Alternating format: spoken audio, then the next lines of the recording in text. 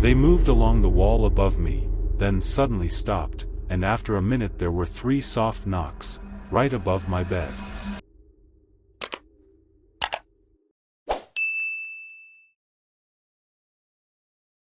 It was the beginning of March.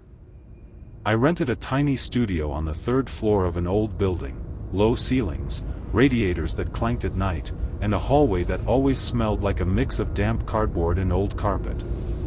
The rent was cheap, the neighborhood quiet, perfect for working nights and sleeping through the day.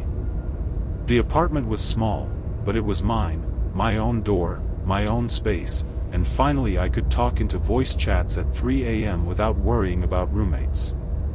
The very first night something felt off. Sometime after midnight, when I was getting ready for bed, I heard a faint sound.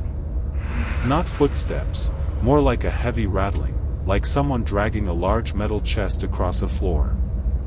The noise came from above, from the apartment upstairs.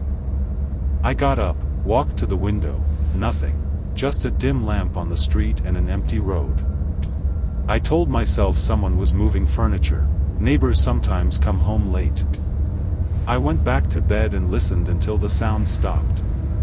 On the 2nd and 3rd nights the noise continued. Sometimes it was long, slow scrapes, sometimes heavy steps, always the same, like someone pacing back and forth on a fixed path. Always between 1 and 3 in the morning. That night, when I decided I wouldn't sleep, I turned off the lights and sat on a chair by the window with my phone in hand, just listening. At 1:50 a.m. I heard the steps again, slow, deliberate. They moved along the wall above me, then suddenly stopped, and after a minute there were 3 soft knocks, right above my bed. I understood then, this was no coincidence. I opened the door and peered out into the hall, empty. The elevator clicked softly, a dusty trolley sat in the corner. No one. The next day I asked the concierge who lived above. She glanced at the ledger, shrugged, and said the apartment had been vacant for over 6 months, the previous tenants left suddenly, bills unpaid, no one moved in. I laughed nervously and went home, but a knot of unease stayed in my stomach. A few nights later it got worse. The steps changed into grasps and scrabbles, as if someone in a panic was trying to find a way out. One night around 2 I woke to the sound of glass, a soft smack, like someone scraping at a window. I rose and approached my bedroom door, and heard something moving right above my head, slowly, listlessly, like someone shifting a blanket. I pressed myself against the wall and listened. Breathing. Deep and slow, like someone lying still and trying not to move. Phones began to ring without anyone on the other end. Not numbers I knew, but incoming calls marked unknown or no caller ID. I answered and heard only steady breathing. Sometimes a faint noise cut through, like a fan spinning or a radio on a weak frequency.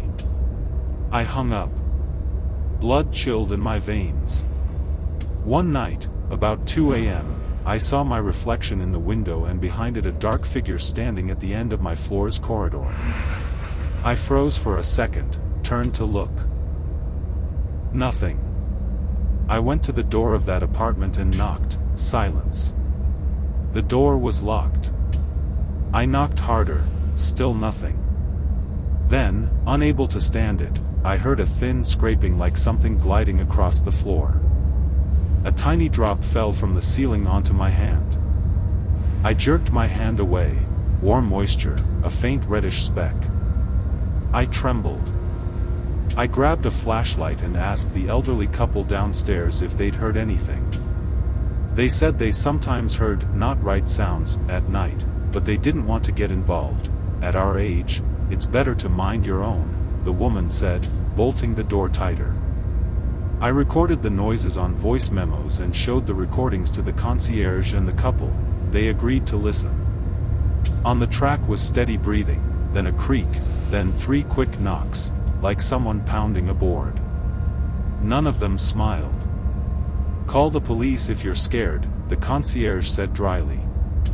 I wanted to call, but I couldn't clearly explain what was happening. My thoughts split into layers: ghost, crazy neighbor, intruder, paranoia. One night security guys from a nearby warehouse advised me, if something's up, film it. Better to show than to scream about it. I had an old laptop webcam, so I set it up on the window facing into the room and let it record overnight. At 3 in the morning the camera caught a shadow moving across the ceiling. I yelled when I replayed it.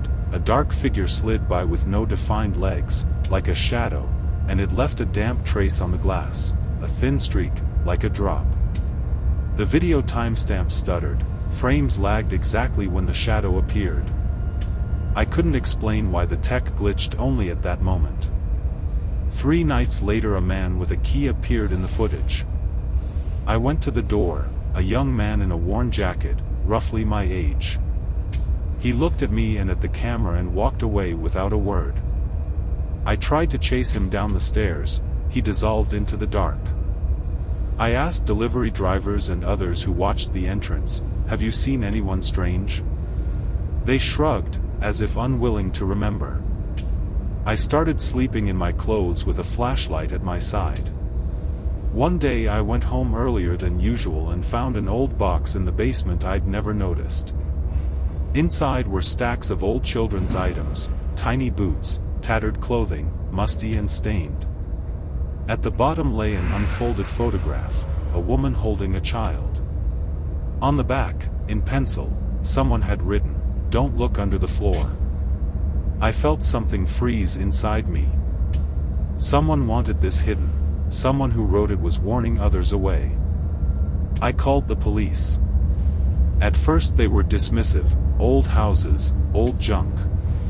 But after I showed them the recordings, especially that strange video, they took it more seriously. Specialists forced entry into the upstairs apartment. It was locked from the inside.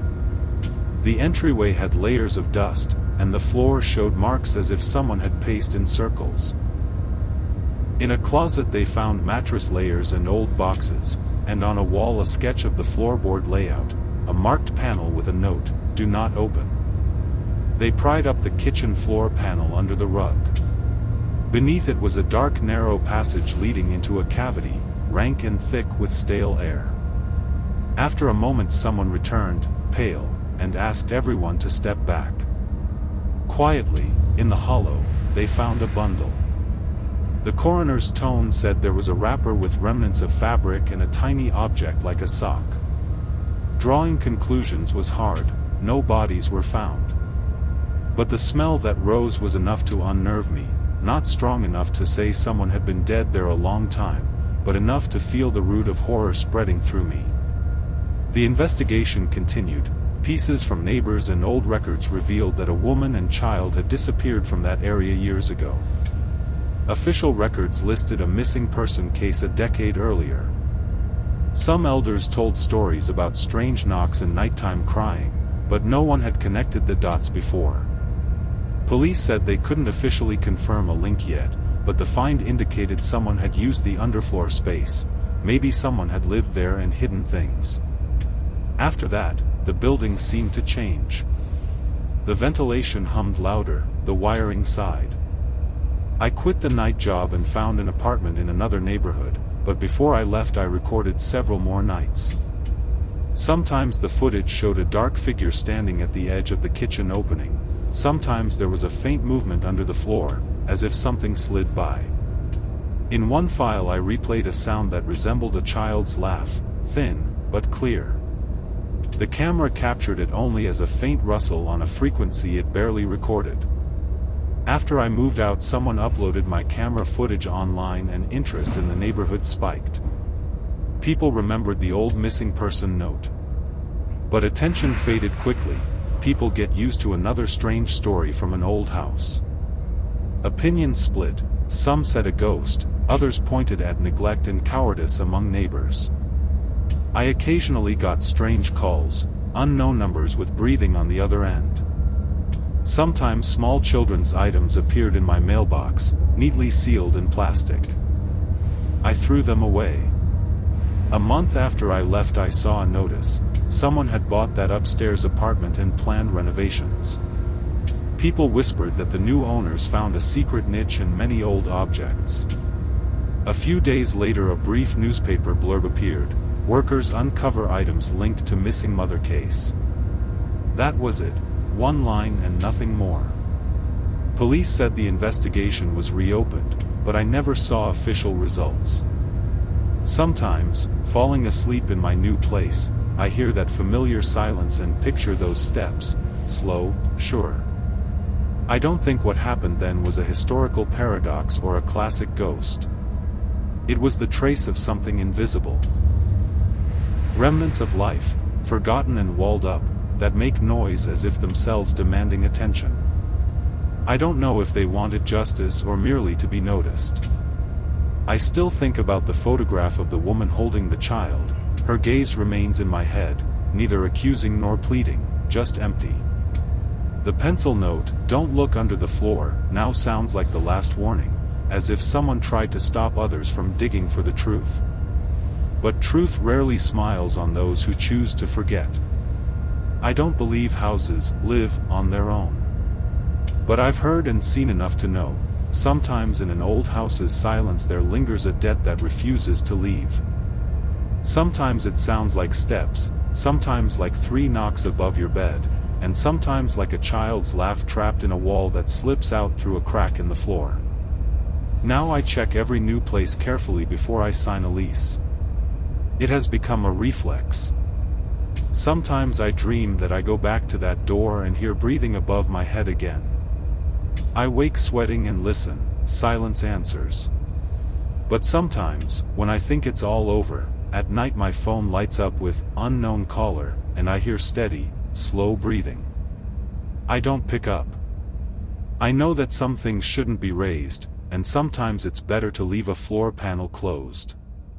But then I think about the little boots in the basement and the penciled warning, and I realize, not all secrets disappear when you shut them. Some just wait, waiting for the next person to hear their steps.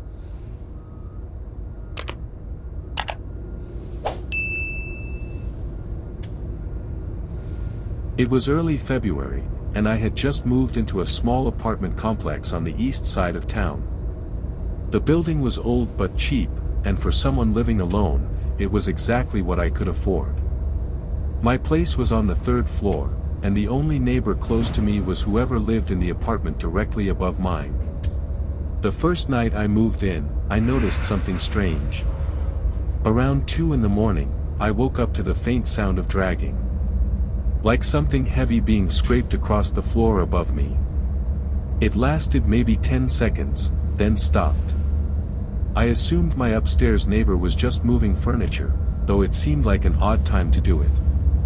The next few nights, the noises became more frequent. Sometimes it was dragging, sometimes it was slow, heavy footsteps pacing from one side of the apartment to the other.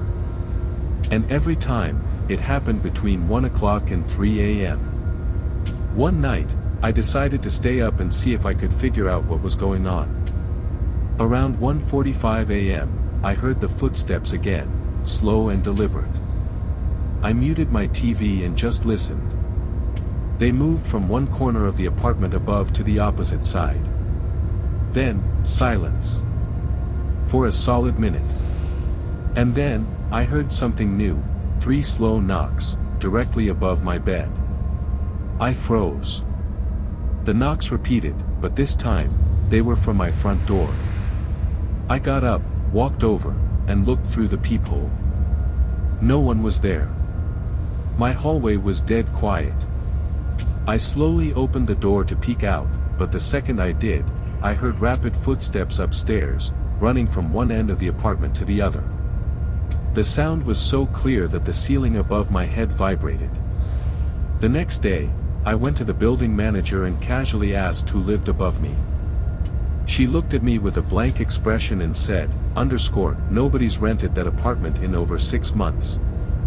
It's empty. I laughed nervously, assuming maybe she was mistaken, but she doubled down. No one had been there since the last tenant moved out. That night, I was more alert than ever.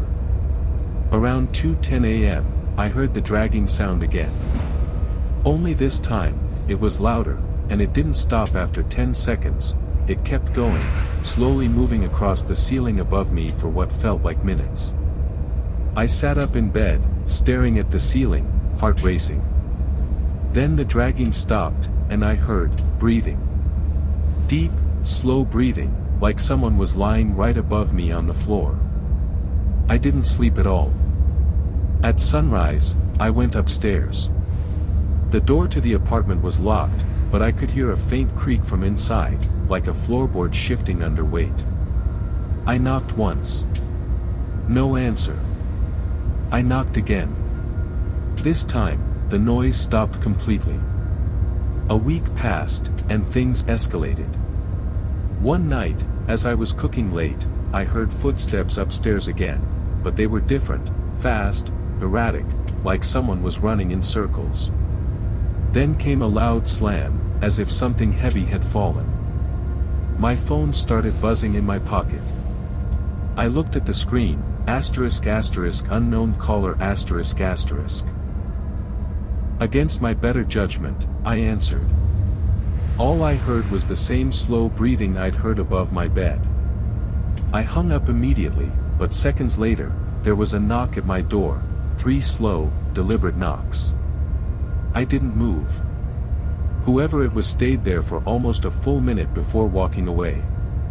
I didn't hear from them again until 2 nights later. I woke up to the sound of something dripping. At first, I thought it was my sink. But when I looked, the kitchen was dry. The sound was coming from the ceiling above me.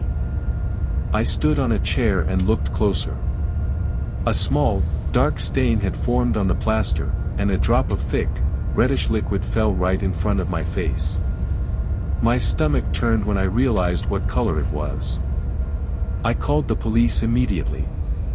When they arrived, they forced entry into the apartment above mine. They found the body of a man in the corner of the living room.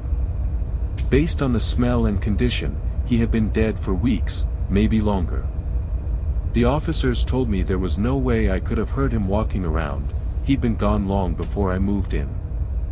They never figured out how he died, or why the door had still been locked from the inside. And as for me, I moved out that same week. But sometimes, in the middle of the night, I swear I can still hear those slow, deliberate knocks, coming from somewhere above me.